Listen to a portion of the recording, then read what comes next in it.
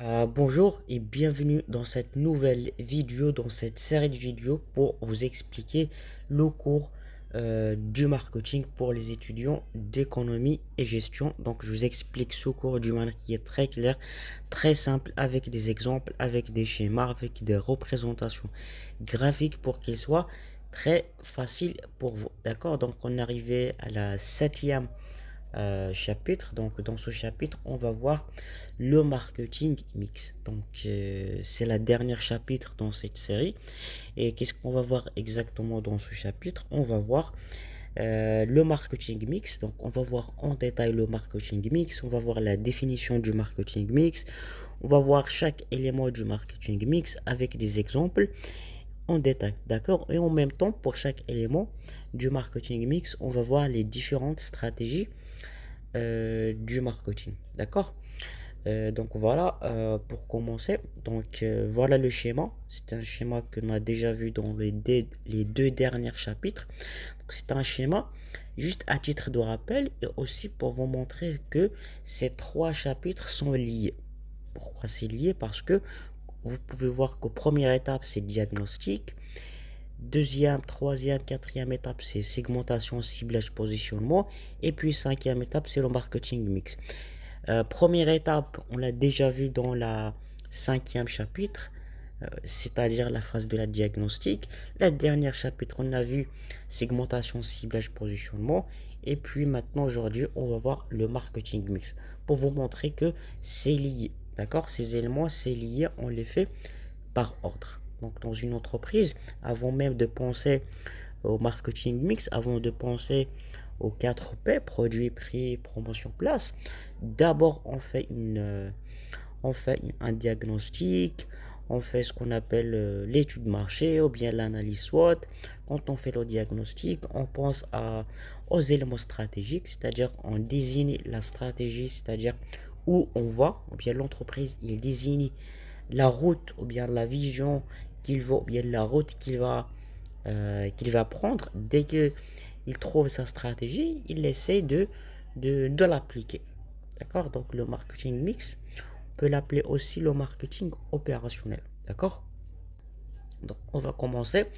Comme j'ai dit, le marketing mix, on peut l'appeler le marketing opérationnel. Pourquoi? Parce que c'est une étape qui est opérationnelle. Ça vient après ce qu'on appelle le marketing stratégie. Donc le marketing stratégie, où il y a la phase du diagnostic, où il y a la segmentation, le positionnement, le ciblage, ces éléments-là, bien dans ces phases-là, on pense, l'entreprise écrit des stratégies, et quand il finit les stratégies, qu'est-ce qu'il vient après? Il vient l'application. Et c'est au niveau du marketing mix, bien opérationnel, où l'entreprise applique sa stratégie. Donc le marketing mix, l'utilisation du marketing mix, ou bien on peut l'appeler aussi le 4P, permettra de mettre en place une stratégie pertinente pour la commercialisation d'un produit ou d'un service. D'accord? Donc le marketing mix, il permet à l'entreprise de dire, de penser à tous les éléments qui la permet de bien commercialiser un produit ou un service. Le marketing mix aidera à définir les différentes politiques à adopter pour chaque action. Voilà, chaque politique est élaborée de façon distincte, mais il existe une certaine dépendance et réciprocité entre chaque d'entre eux. Le choix que voilà, euh, ce qu'il faut savoir, c'est que pour les éléments du marketing mix, il y a le produit, le prix, il y a la place et la promotion. C'est pour chaque élément, on peut on peut les préparer toutes seules. Pour chaque élément, par exemple, la place, la promotion, le prix, le produit, c'est des éléments pour chacun. On peut il a sa propre stratégie, il a ses propres éléments. Mais en même temps, alors, chaque élément influence l'autre. Par exemple, le prix alors, influence la manière dont on va communiquer notre produit. Alors, ça influence la qualité de notre produit. Alors, ça influence la manière dont on va distribuer le produit. Même si on va dire, c'est séparé, mais en même temps là, c'est cohérent, d'accord? On doit toujours prendre en considération cette critère de cohérence, d'accord?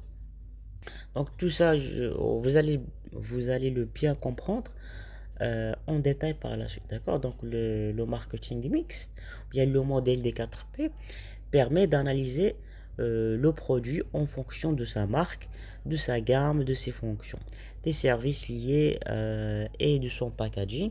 Le prix met en évidence les tarifs, les ventes en lot, les remises, les rabais, les ristournes et les conditions de paiement. La promotion analyse la publicité, la promotion des ventes, la force des ventes, le marketing direct et les relations publiques. Enfin, la distribution se concentre sur le point de vente, les canaux de distribution, les stocks, l'assortissement et la logistique. Donc l'ensemble de ces éléments ne sont pas tous applicables à tous les produits ou à toutes les entreprises, mais les 4P sont là pour donner une vision globale et aider à prendre une bonne stratégie marketing pour l'entreprise.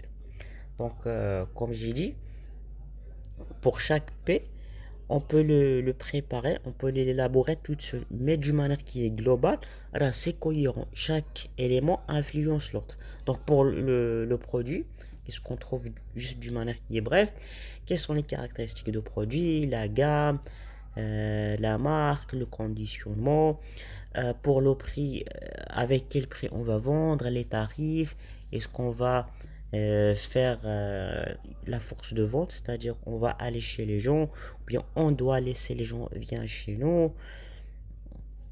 Pour la politique promotion, c'est-à-dire la communication, est-ce qu'on va essayer de communiquer le produit et le service d'une manière qui est très large, c'est-à-dire en masse, ou bien juste sélective, quels moyens on peut utiliser. Pour la place aussi, c'est-à-dire la distribution, est-ce qu'on va distribuer le produit que dans des places très courtes ou bien dans des places très sélectives, etc. D'accord?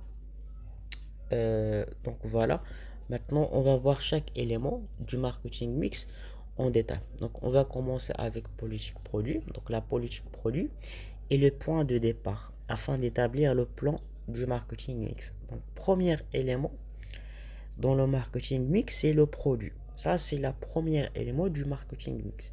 Donc le terme produit englobe tous les biens de consommation, les services, les produits matériels ou immatériels, juste à titre de rappel. Et le fait d'examiner toutes les caractéristiques du produit permet de proposer une offre plus attractive et donc se distinguer de la masse, c'est-à-dire se démarquer de la concurrence.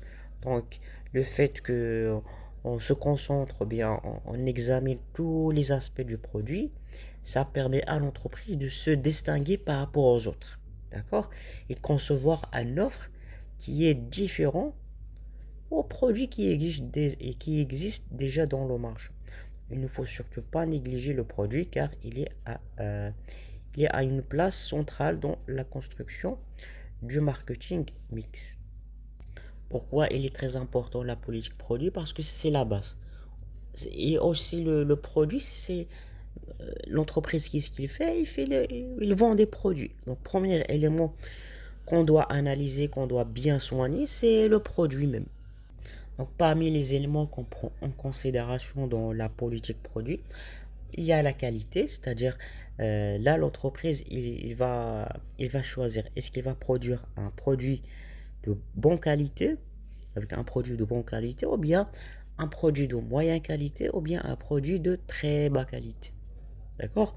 Aussi les fonctionnalités, là l'entreprise elle décide avec quelle fonctionnalité il va ajouter au produit. Est-ce qu'il va ajouter beaucoup de fonctionnalités ou bien peu de fonctionnalités ou bien juste un produit qui est basique. Le style, le design, c'est-à-dire le design du produit. Est-ce que l'entreprise va produire un produit avec un style qui est moderne, ou bien un style qui est classique, avec beaucoup de couleurs, ou bien juste avec des couleurs basiques. Aussi les services liés au produit, c'est-à-dire est-ce que est-ce que est-ce qu'il y a un garantie avec le produit? Est-ce qu'il y a un service après-vente? Il y a aussi le packaging. Le packaging, c'est-à-dire le packaging du produit. est-ce que l'entreprise va faire juste un packaging qui est normal, bien un très bon packaging, bien soigné. Voilà, aussi la marque, c'est-à-dire là l'entreprise il va jouer sur est-ce qu'il va produire un produit juste qui est basique, ou bien un produit qui est basé sur sa marque, d'accord, s'il a un forte marque ou bien un fort branding. Donc tous ces éléments-là, l'entreprise les étudier bien avant de concevoir le produit. Parce que ces éléments-là qui vont permettre par la suite la réussite ou bien l'échec du produit. Ou bien d'une autre terme, c'est ce qui va déterminer le niveau de réussite du produit. D'accord? Donc ça, c'est première politique, c'est le politique produit. Donc ça, c'est les éléments qu'on doit prendre en considération. Ce qui vient par la suite, il y a le politique prix par la suite. Mais comme j'ai dit, voilà, les autres politiques, même si c'est séparé, quand on fait la préparation en marketing mix, alors on fait chaque élément, mais en même temps, alors c'est lié. C'est-à-dire que alors c'est un peu difficile de produire un produit qui est de très bonne qualité avec un prix qui est très faible. Là, les entreprises le font rarement et ils trouvent une difficulté pour le rentabiliser. D'accord? Donc tous ces éléments-là, c'est cohérent. Par exemple, un produit de qualité, là, on doit le vendre avec un prix qui est un peu élevé. D'accord? C'est juste un exemple. Donc on va passer maintenant aux politiques prix. Donc la politique prix consiste à définir un prix particulier pour un produit ou un service, c'est-à-dire déterminer le bon prix. Et le bon prix dépend de plusieurs facteurs qui sont les suivants. Donc l'objectif de la politique produit, c'est de fixer le tarif, bien le prix de vente du produit. C'est ça l'objectif. Et pour arriver à fixer ce prix-là, il y a plusieurs facteurs qu'on doit prendre en considération. Parmi ces facteurs, il y a la cible, il y a le volume qu'il y aura sur le marché, il y a le positionnement que l'entreprise veut se donner, il y a les matières premières, le coût de production. C'est-à-dire que pour fixer un prix, ça ne vient pas comme ça. Mais on doit en prendre en considération la cible. Donc, si l'entreprise a une cible qui est c'est-à-dire qu'il y a beaucoup d'argent, voilà, s'il fixe un prix qui est élevé, la cible n'aura pas de problème d'acheter le prix. Par contre, si l'entreprise a une cible, par exemple les étudiants n'ont pas beaucoup d'argent, alors s'ils fixent un prix qui est élevé, là, ils ne vont pas acheter.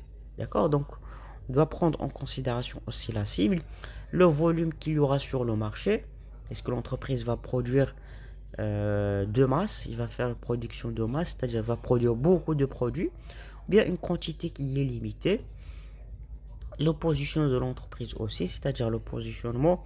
Est-ce que l'entreprise cherche à avoir une image d'elle, qu'il est qu'il est une entreprise de très bon cas, c'est-à-dire qu'il produit des produits très basiques, ou bien une entreprise qui produit des produits chers. Par exemple, les marques de luxe. Les marques de luxe, là, ils vont jamais produire, ils vont jamais vendre des produits avec un prix bas. Pourquoi? Parce que il essaie toujours de donner cet esprit, cet positionnement que eux, ils produisent que des produits de très haute qualité avec un prix élevé. D'accord? Aussi les matières premières et les coûts de production.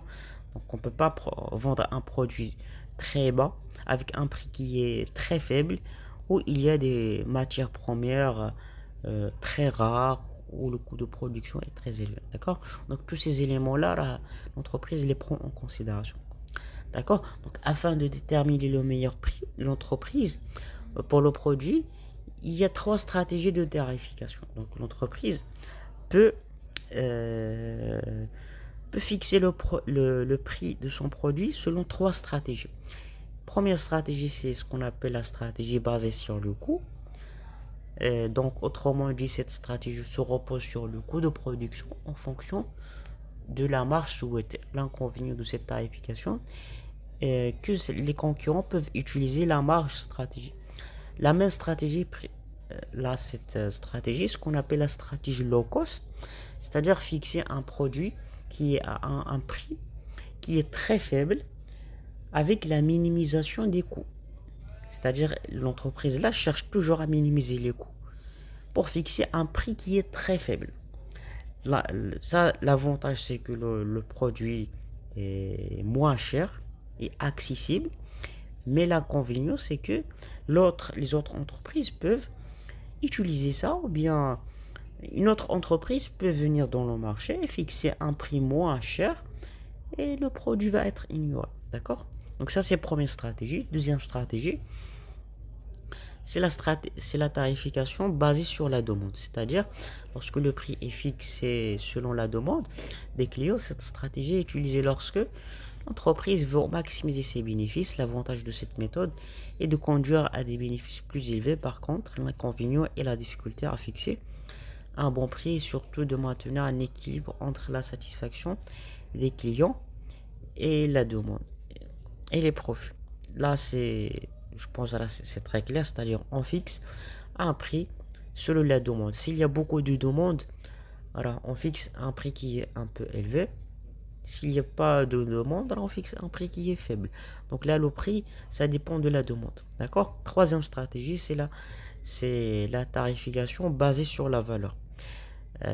C'est-à-dire que là, l'entreprise, il fixe un prix selon la valeur du produit, la valeur perçue par les clients. Cette méthode permet une plus grande fidélisation des clients. L'avantage de cette méthode est de conduire à des bénéfices plus élevés. Généralement, les entreprises qui font ça, c'est les entreprises qui produisent des produits de luxe ou bien de haut de gamme. Ils fixent un prix qui est très élevé à des produits. Pourquoi? Parce que pour les clients, ils voient une valeur pour ces produits-là. Par exemple, l'entreprise Apple, quand il sort un nouveau iPhone, là, il fixe un prix qui est plus élevé par rapport à l'ancien. Pourquoi? Parce que les consommateurs, ils sont fidèles. Ils voient que c'est quelque chose qui a de la valeur. D'accord? Voilà les trois différentes stratégies. Maintenant, on passe à la politique place. La politique place ou bien distribution implique tous les moyens dont vous disposez pour commercialiser votre produit ou votre service. C'est-à-dire, c'est tous les éléments que l'entreprise possède dès que le produit sort de l'usine jusqu'à la commercialisation, ou bien jusqu'à ce que le client achète le produit. Donc le produit, quand il sort à l'usine, il passe par plusieurs étapes. Soit il va passer sur une canal qui est très longue, soit une canal qui est très courte. C'est ce qu'on va voir par la suite. Donc afin d'avoir la meilleure stratégie de distribution possible, il faut envisager l'ensemble des canaux de distribution et trouver celui qui sera le plus approprié pour la stratégie. Donc la distribution est un processus permettant de mettre un produit ou un service sur le marché. Ce processus comprend la livraison du produit au consommateur, le placement du produit au magasin, le stock, la logistique, les canaux de distribution, etc. C'est ça le processus de distribution. Donc il existe plusieurs canaux de distribution, c'est-à-dire la manière dont l'entreprise va distribuer le produit. Soit il va faire le choix du canal qui est direct, c'est-à-dire la vente de produits se fait par le biais des magasins ou des sites web de vente de l'entreprise. Direct, c'est-à-dire l'entreprise, il a des points directs, ils vont directement au consommateur. Il a ses propres usines et il a ses propres points de vente. Ils vont directement sans aucun intermédiaire. Ça, c'est direct. Indirect, là, l'entreprise, ou bien la vente du produit, ou bien du service, implique une intermédiaire. C'est-à-dire, il y a une intermédiaire comme les détaillants et les grossistes. Le canal indirect, il y a une intermédiaire entre l'entreprise qui produit et l'acheteur. Le canal direct, il n'y a pas d'intermédiaire. D'accord? D'autres canaux, c'est exclusif. Là, la vente du produit ou du service implique un seul détaillant. Exclusif, c'est-à-dire là, c'est quand l'entreprise choisit avec précision quelques points où l'entreprise peut vendre ses produits. Par exemple, Nike. Les produits originaux de Nike, on ne peut pas les trouver à n'importe quelle place. Mais l'entreprise Nike, il choisit avec précision, d'une manière qui est exclusive, là où il va vendre ses produits. Il y a un seul détaillant, un seul intermédiaire entre l'acheteur, qui est le consommateur, et Nike, qui est ce qu'on appelle le magasin exclusif. D'accord? Quatrième canal, c'est sélectif. Là, la vente de produits comporte un nombre limité de détaillants. Voilà, là, l'entreprise, il choisit aussi, d'une manière qui est sélective, qui va vendre le produit ou pas. D'accord? Donc ça, c'est les différents canaux. Donc le principal défi pour l'entreprise est d'atteindre le consommateur de manière qui est rentable et surtout d'assurer que le produit ou le service est disponible aux bons endroits. Donc l'objectif toujours de l'entreprise, c'est de rendre le produit accessible aux bons endroits et aussi d'une manière qui est rentable. D'accord? Maintenant, on va passer à la quatrième élément du marketing mix, c'est la politique promotion. Donc la politique ou bien politique communication, c'est un point clé lors de la création de l'entreprise. Et aussi, la communication est un domaine qui est très vaste. Il faut prendre en compte l'ensemble des possibilités afin d'établir la meilleure stratégie commerciale possible. Il faut donc réfléchir à tous les moyens de communication adaptés en fonction du type de produit et la cible. Donc là, l'objectif de la politique promotion, c'est tout simplement de faire connaître le produit auprès des consommateurs. Là, l'entreprise a plusieurs moyens, plusieurs méthodes à utiliser. Soit il va faire la publicité sur la télé, sur la radio, soit faire des affiches, soit au niveau du magazine, soit faire la promotion, soit faire des réductions, soit faire le marketing direct, soit faire ce qu'on appelle utiliser l'internet. Donc tous ces éléments-là, bien tous ces méthodes-là dépendent de la cible. Par exemple, si l'entreprise vend un produit de masse, un produit qui est moins cher avec un faible coût, alors il va pas. C'est de préférence de faire la publicité sur la télé, d'accord? Parce que la cible regarde la télé. Au contraire, s'il produit un produit très cher, voilà, les personnes qui achètent des produits chers ne regardent pas la télé. Donc, comme j'ai dit au début, voilà, c'est des éléments qui sont très cohérents. L'entreprise doit prendre en considération la cible et le prix et la qualité du produit, etc. D'accord? Afin d'arriver à trouver la bonne recette du marketing mix. D'accord? Donc voilà, c'est ça les 4 éléments du marketing mixte. Voilà, il se peut que vous tombez sur internet ou bien même dans votre cours qu'il y a aussi le 7P. Le 7P, c'est on va dire la continuité ou bien l'ajout de d'autres P du marketing mix qui est le personnel, la preuve physique et le processus. Voilà, mais la base c'était le 4P. On peut ajouter aussi d'autres 3P pour arriver à 7P. Et voilà, donc j'espère que vous l'avez compris. Si vous avez d'autres questions, vous pouvez les dire dans les commentaires. Oui, je vous laisserai aussi dans la description le résumé, les questions d'examen du marketing. Voilà, si vous voulez que je vous accompagne pour arriver à améliorer votre niveau de communication en français et arriver à parler français couramment, vous pouvez me le dire dans les commentaires ou bien je vous laisserai le lien dans la description. Vous cliquez et vous me rejoignez et je vous dis bon courage et à la prochaine série de vidéos.